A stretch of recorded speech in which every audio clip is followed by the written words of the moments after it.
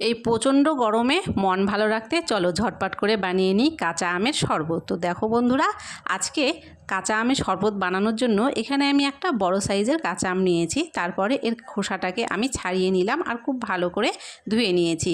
তারপরে এরকম একটা গ্রেটারের সাহায্যে আমটাকে খুব ভালো করে এখানে আগে আমাদেরকে গ্রেট করে নিতে হবে। আর এটা খেলে কিন্তু মন প্রাণ দুটোই জড়িয়ে যাবে, আর খেতে কিন্তু এটা খুবই সুস্বাদু হয়। তো তোমরা অবশ্যই এটাকে বাড়িতে একবার হলেও করে দেখবে, আশা করছি সবার মন জয় করবে তোমাদের এই আমের শরবত। তো যাই হোক, এখানে দেখো পুরো আমটাকে আমি গ্রেট করে নিয়েছি। তারপরে এখানে আমি নিয়ে নিচ্ছি একটা মিক্সি জার। এবারে মিক্সি জারের মধ্যে গ্রেট করা আমগুলো সবটুকু আমি এখানে দিয়ে দিচ্ছি। আমগুলো এখানে দিয়ে দেওয়ার পরে তারপরে এখানে আমি দিয়ে দিচ্ছি স্বাদ মতো চিনি।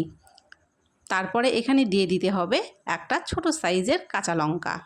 তারপরে এখানে নিয়েছি আমি অর্ধেক লেবুর রসটা এর মধ্যে আমি দিয়ে দিলাম।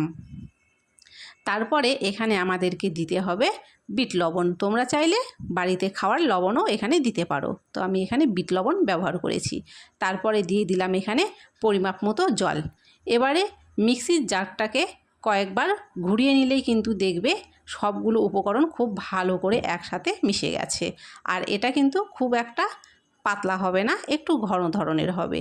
তারপরে এখানে আমি 4টি গ্লাস নিয়েছি, আর নিয়েছি আমি বরফ।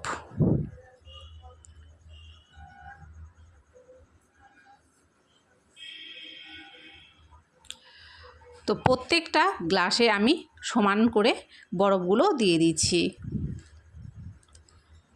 তারপরে তৈরি করে রাখা আমের জুসটা এর মধ্যে আমি এখন সমানভাবে ঢেলে দিচ্ছি। তো দেখো, খুবই সহজে আর খুবই কম উপকরণ দিয়ে ঝটপট তৈরি হয়ে গেল এই গরমে মন ভালো করা একটা শরবত রেসিপি। তো আমার এই আমের রেসিপি তোমাদের কেমন লাগলো কমেন্ট করে অবশ্যই জানিও। ভালো লাগলে অবশ্যই লাইক করে চ্যানেলটিকে সাবস্ক্রাইব করে দিও, ভিডিওটাকে অনেক শেয়ার করো। আমার এই ভিডিওর দ্বারা যেন অনেকেই এই রেসিপিটা শিখতে পারে, সেই জন্য ভিডিওটাকে অবশ্যই শেয়ার করো।